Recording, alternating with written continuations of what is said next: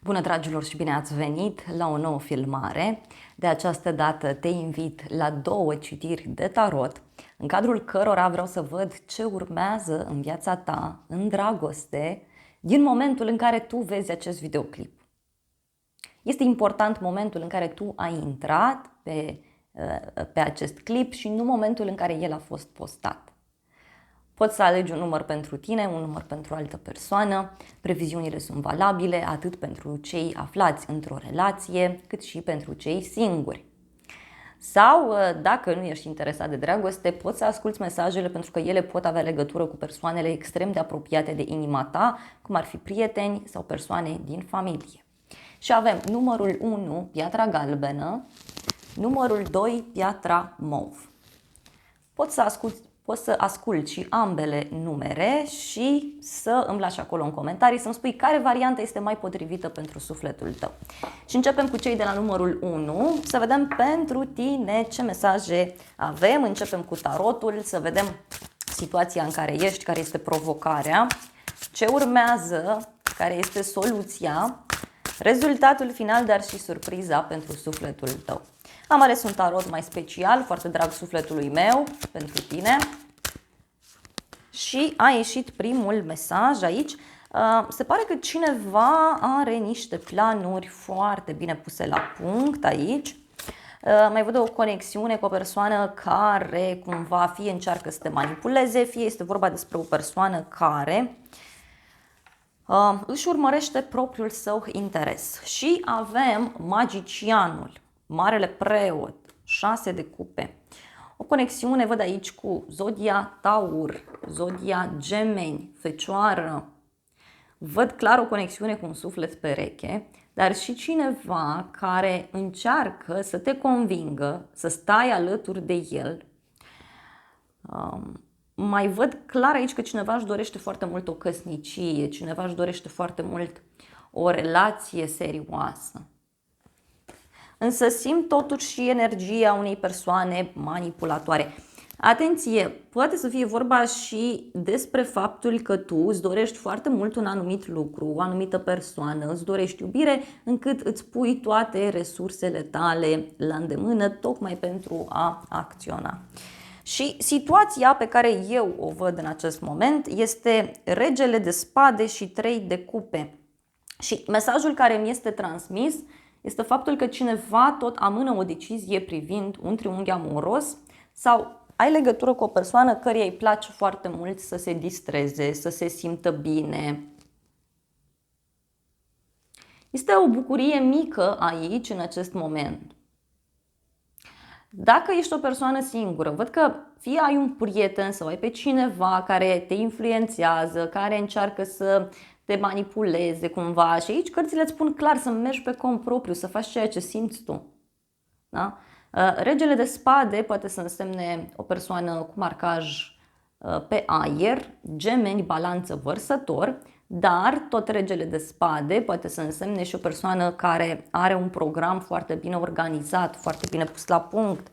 Acum, în alte cazuri, mai simt aici un mesaj, e ca și cum sunt două persoane, este un fel de triunghi amoros. Poate la nivel de flirt, poate nu este nimic concret, momentan.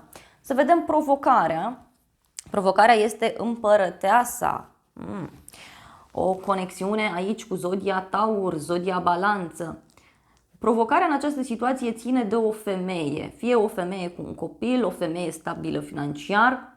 Provocarea poate să țină și de confortul pe care cineva și-l dorește într-o relație. Poate tu sau cineva din jurul tău are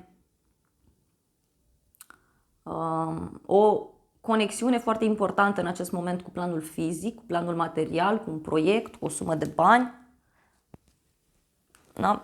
Provocarea văd aici că poate să țină și de o femeie importantă din viața ta, așa cum îți spuneam. Deci poate să fie cineva care cumva este mult prea posesiv. Să vedem soluția în legătură cu această situație. Este asul de monede. Asul de monede. Soluția este o dovadă fizică pe care cineva este nevoie să o ofere. Soluția ține de o nouă casă, un teren, un nou început.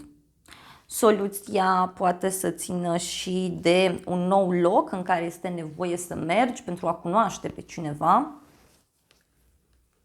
Sau mai simt aici că dacă ești stresat din punct de vedere profesional, tu sau partenerul, până nu se rezolvă acel lucru, situația dintre voi văd că nu are șanse să se îmbunătățească. Da? Deci asta e soluția. Și să vedem ce urmează. Avem 6 de bâte, Marea Preoteasă, o bucurie foarte, foarte mare între voi, văd aici. Ieșiți împreună undeva, aveți niște discuții, afli un adevăr în următoarea perioadă.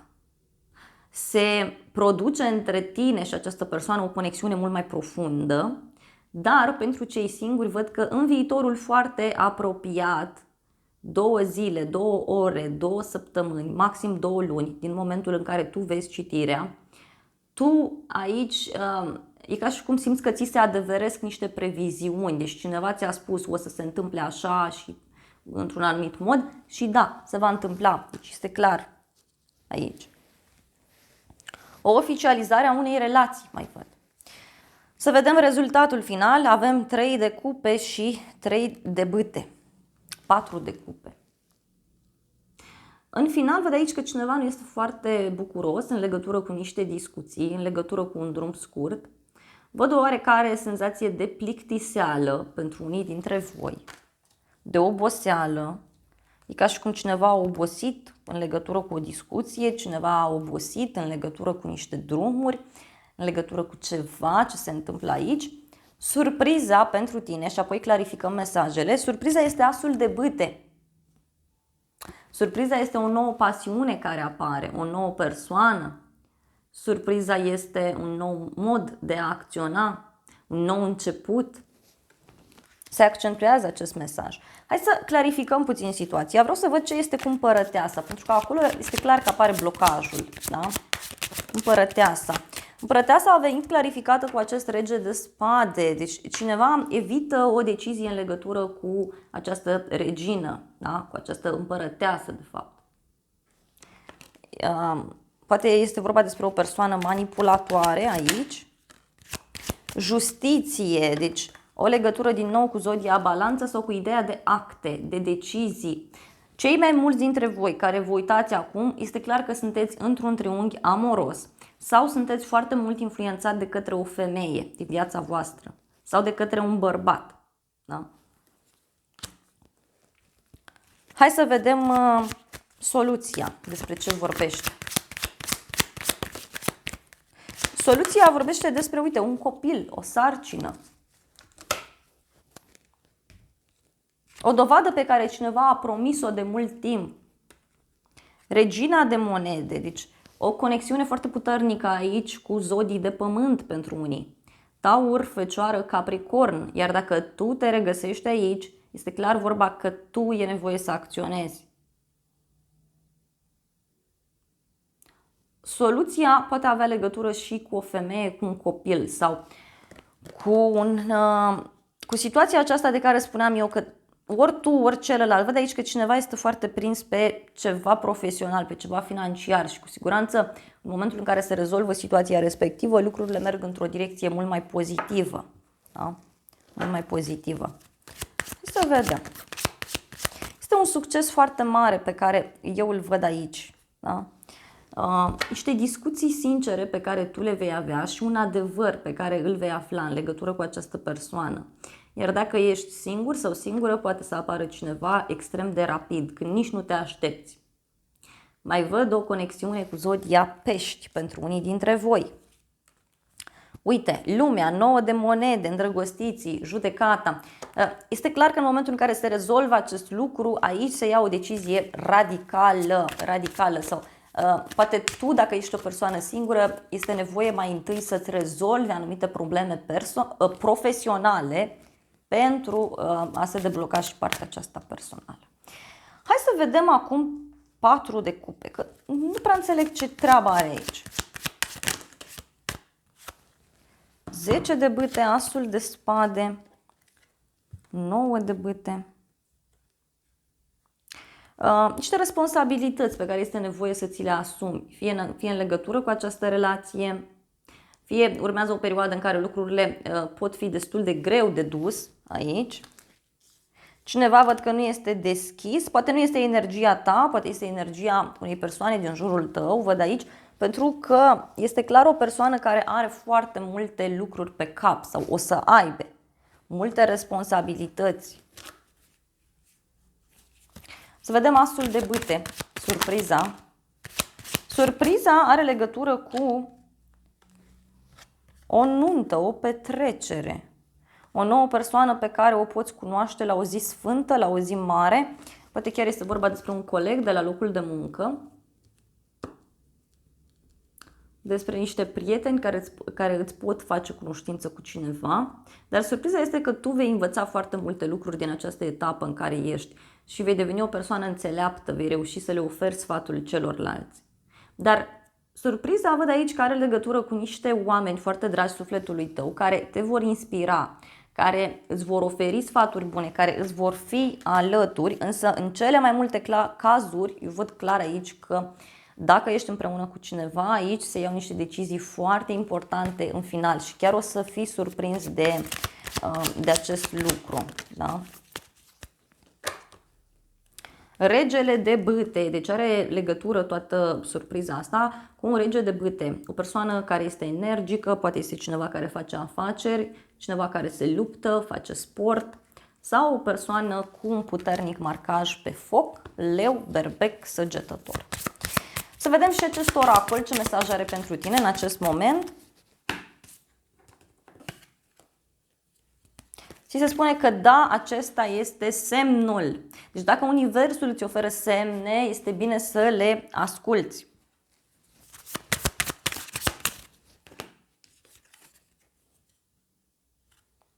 Să reconsideri, da? Deci e ca și cum trebuie să reconsideri puțin situația ta, relația aceasta.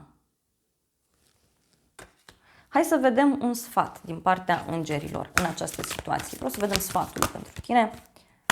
Wow, au ieșit două mesaje. A ieșit mesajul greșeli. Cu toții facem greșeli. Cu toții facem greșeli și infinit, da, iubirea ta nu are timp, deci iubirea ta este infinită.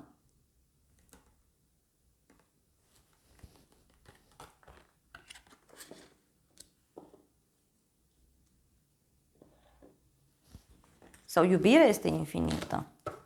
Asta spun îngerii. Și îngerii mai spun așa despre curiozitate, pentru că simt că în unele cazuri este vorba despre o relație care este într-o situație în care fie nu mai există atracție, fie sunteți destul de mult plafonați, da? Și aici este clar vorba despre curiozitate, adică să înveți să fii curios în legătură cu celălalt, să fiți curioși, să-l întrebi ce ai făcut azi, ce faci mâine. Dacă ești o persoană singură, îngerii spun că poate este bine să fii și tu persoana care acționează, să fii și tu persoana care ia atitudine.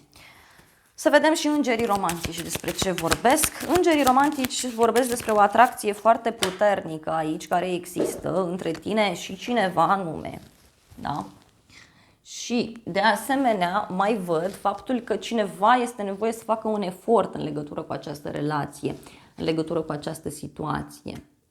Și sfatul îngerilor este să te bucuri de timpul petrecut împreună cu persoana iubită. Să vă bucurați împreună de o cafea, de un ceai, de o plimbare, de o vacanță. Deci să te bucuri de moment. Acesta este sfatul îngerilor. Să te bucuri de moment. Din nou, poate chiar este cazul să iei o pauză. Iar dacă ești o persoană singură, este clar că este nevoie să te bucuri de fiecare moment al vieții tale, pentru că îngerii spun că așa tu vei reuși să atragi lucruri pozitive în viața ta. Dragii mei, acestea au fost previziunile pentru cei de la numărul 1. Eu îți mulțumesc pentru atenție, te îmbrățișez cu mare drag, iar dacă ai rezonat cu mesajele, te invit să te abonezi, să apeși clopoțelul, apasă butonul de like, funcții gratuite pentru toți și astfel mă puteți ajuta, astfel îmi puteți mulțumi. De asemenea, vă mulțumesc tuturor celor care distribuiți videoclipurile și celor care recomandați canalul persoanelor dragi vouă. Vă îmbrățișez cu mare drag și vă doresc să aveți parte de o zi sau de o seară cât mai frumoasă.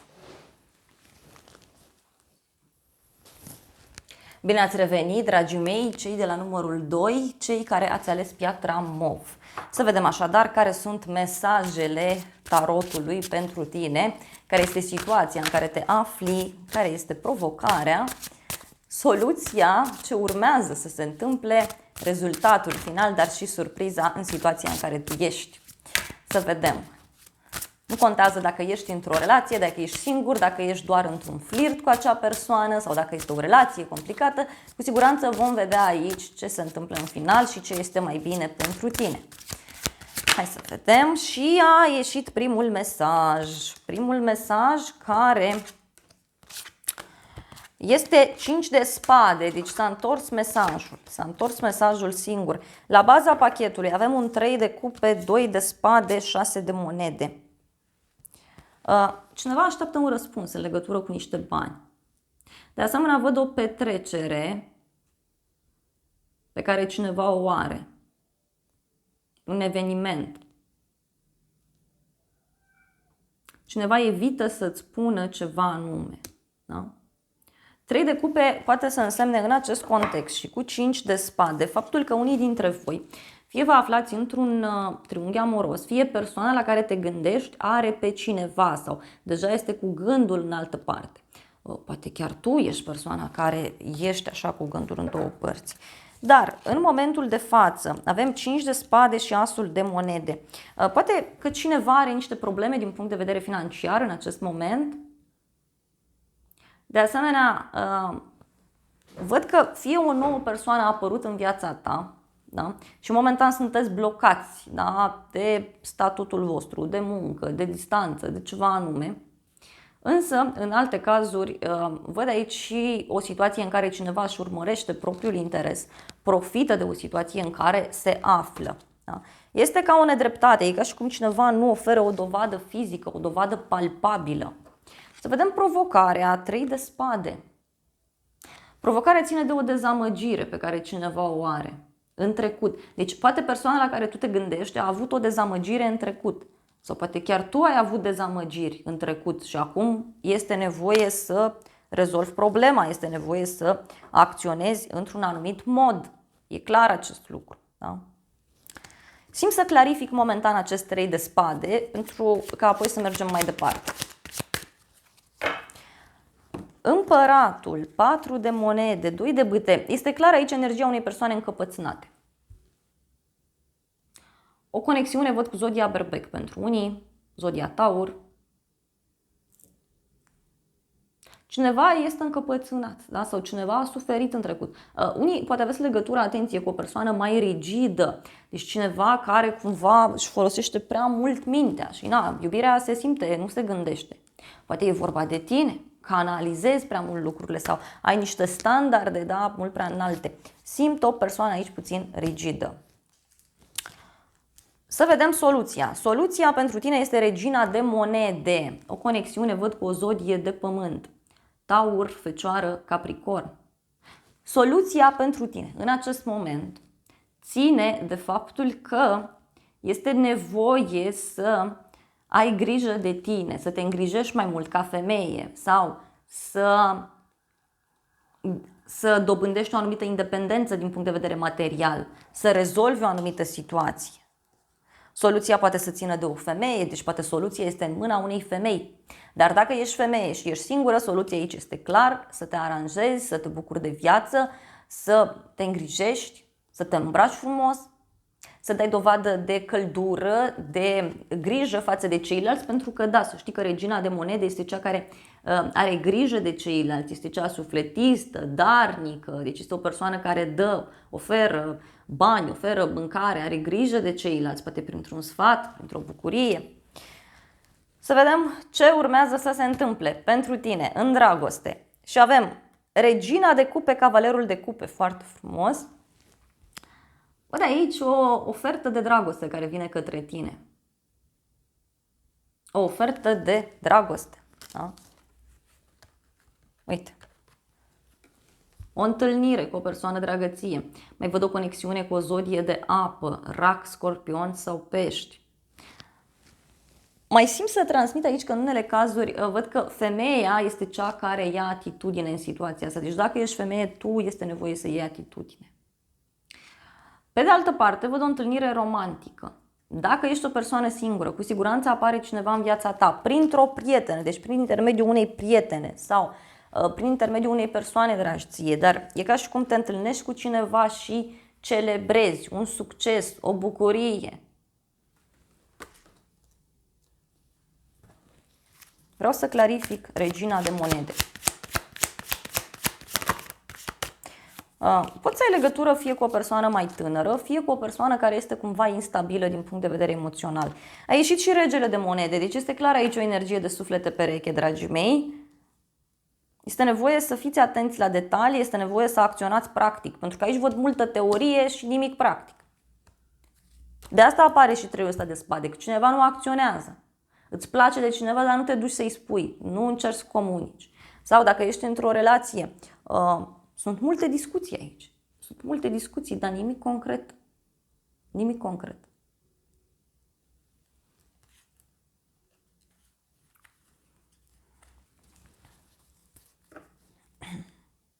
Cineva este nevoie să dea dovadă de maturitate. Da? Hai să vedem ce aduce cavalerul ăsta de cupe. E clar, ți-am zis, fie ție îți place de cineva, fie cineva vine către tine cu o ofertă, cu o propunere.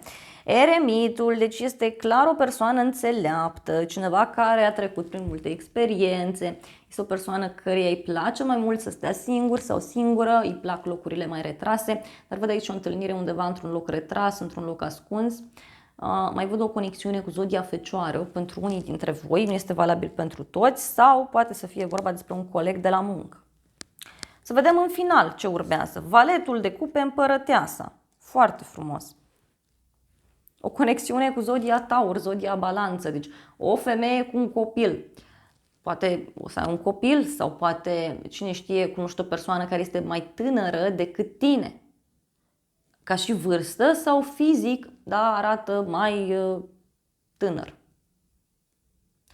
În final, eu văd multă bucurie, văd multă abundență, văd foarte multă stabilitate din punct de vedere material. Atenție, foarte multă stabilitate. Iar într-o relație, aici înseamnă că tu cu siguranță aici găsești pe cineva care ți aduce liniștea, care ți aduce pacea. Surpriza 6 de bâte. Surpriza este o fericire, o bucurie foarte mare, o victorie pe care tu o ai.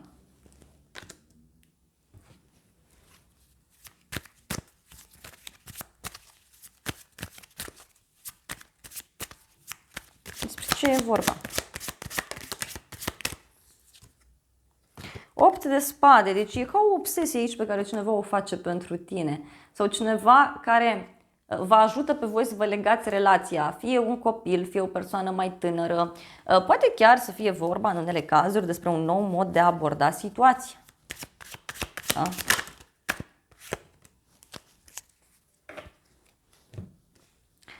Mai văd aici că fie o problemă de sănătate a unui bărbat, da, posibil să vă închege relația, fie să fie vorba despre o a treia persoană care apare și atunci omul ăsta conștientizează cât de mult te dorește sau cât de mult te vrea.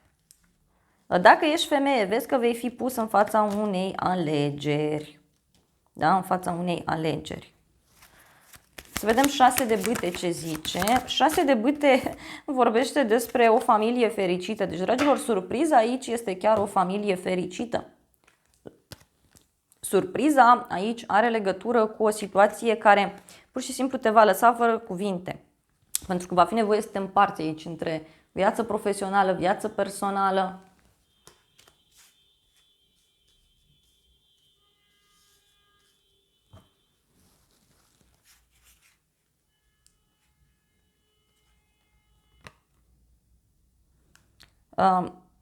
Uite, a apărut tot cavalerul de cupe. Deci aici ție clar cineva îți face o invitație în legătură cu un drum, în legătură cu o plecare, cu o mutare, cu o relocare. E clar acest aspect aici, clar. Hai să vedem acum și un sfat din partea acestui oracol pentru tine. Ce trebuie tu să cunoști? Ia. Ți se spune să mergi mai departe, pentru că este timpul potrivit. Este timpul potrivit să-i dai mesaj, este timpul potrivit să-ți cauți pe cineva, este timpul potrivit să te aranjezi, să ieși în oraș, să cunoști oameni, iar dacă ești într-o relație, cartea spune clar că este timpul potrivit pentru a merge mai departe. Și avem, este timpul potrivit pentru a cere mai multe informații în legătură cu această persoană sau pentru a comunica, pentru a te informa. Acesta este semnul. Să vedem sfatul din partea îngerilor pentru tine. Ce spun îngerii în situația asta? Ia spune, ce zic îngerii? Au ieșit două mesaje și, uite, se repetă mesajul ăsta pe care l-am spus la început.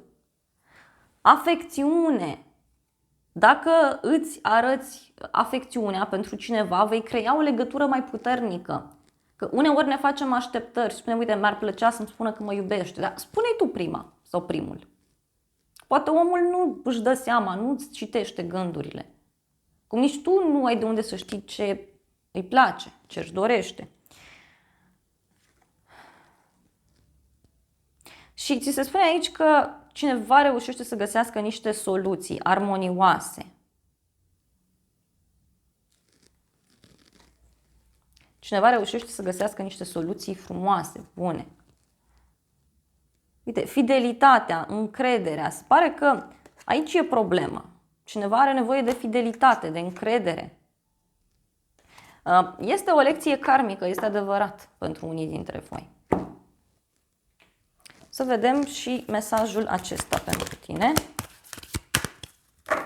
Văd pace. Da? Tu îți vei da seama acum anume să faci pace în această relație, în această situație. Sau tu vei avea parte de pace, însă e nevoie să ai încredere în tine, în partener, să-ți asculți intuiția. Să vedem îngerii romantici ce zic.